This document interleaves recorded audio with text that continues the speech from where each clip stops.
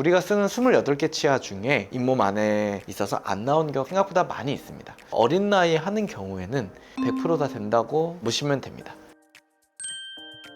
안녕하세요. 우짜치과 대표원장 김정입니다. 우리가 쓰는 28개 치아 중에 잇몸 안에 있어서 안 나오는 경우가 생각보다 많이 있습니다. 그 중에서도 가장 빈도수가 높은 게 바로 송곳니예요. 송곳니. 대부분의 경우는 이걸 끌어내릴 수 있는 게 그렇게 어렵진 않습니다. 그 부분을 접근해서 장치를 붙이고 힘을 줘서 끌어내리면 우리가 그 매복치를 올바른 위치로 해서 배열을 할 수 있는 거거든요. 결과물이 좋을지에 대한 부분은 솔직히 나이가 되게 중요합니다.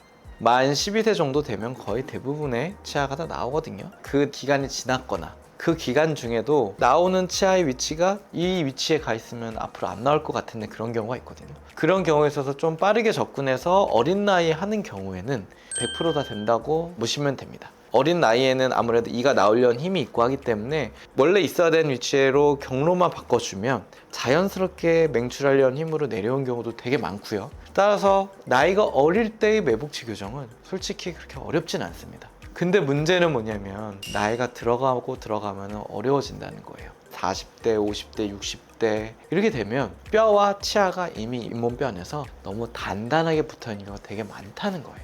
그걸 확인하기 위해서 물론 엑스레이도 찍어보고 CT도 찍어보고 하겠죠. 근데 솔직하게 말씀드리면 직접 힘을 줘봐야지 아는 거기 때문에 이거 나오겠다 안 나오겠다를 판단하는 게 되게 어려운 부분이 있어요. 특히 성인 나이가 들어서. 그래서 나이가 들면 들수록 매복치 교정을 하는 게 좋을지 안 좋을지를 잘 판단하는 게 중요합니다. 내려오지도 않는 치아, 매복된 치아, 움직이지도 않는 치아를 2년이고 3년이고 4년이고 5년이고 그렇게 하는 건 정말 비효율적인 치료잖아요. 치열에 대한 불만도 없고 외모에 대한 불편감도 하나도 없고 한데 오로지 그 치아를 내가 내 위치대로 쓰기 위해서 3년, 4년 무한대의 기간으로 교정을 한다고 하면 그거는 굉장히 좋지 못한 치료가 될 수 있기 때문에 그런 부분에 대한 고민 그리고 진단을 정확하게 하는 게 중요합니다. 매복 치아가 있는 거는 공간이 부족해서예요. 공간이 널찍널찍하면요 당연히 잘 나오죠. 일단 공간이 부족하기 때문에 매복 치아가 생기는 건데 어릴 때 같은 경우에는 유치를 영구치로 바꿔나가는 과정이 있잖아요. 이게 각자의 신호에 따라 움직여야 되는데 이게 또 이 안에서 신호가 엉켜가지고 송곳니가 두 번째 앞니 위치라고 생각하고 앞니가 송곳니 위치라고 생각해서 이게 서로가 엇갈려서 이제 신호를 받아서 나오는 경우도 있거든요.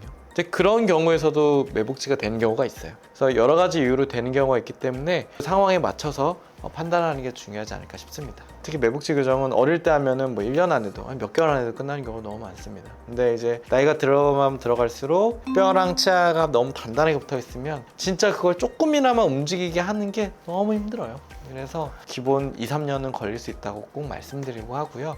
2, 3년 이상 걸릴 것 같이 보이는 거는 저는 솔직히 권유드리지 않고 있습니다.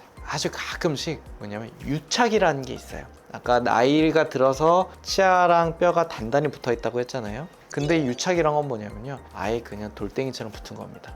임플란트가 뼈랑 붙듯이 치아가 마치 임플란트처럼 뼈랑 붙어 있는 거예요.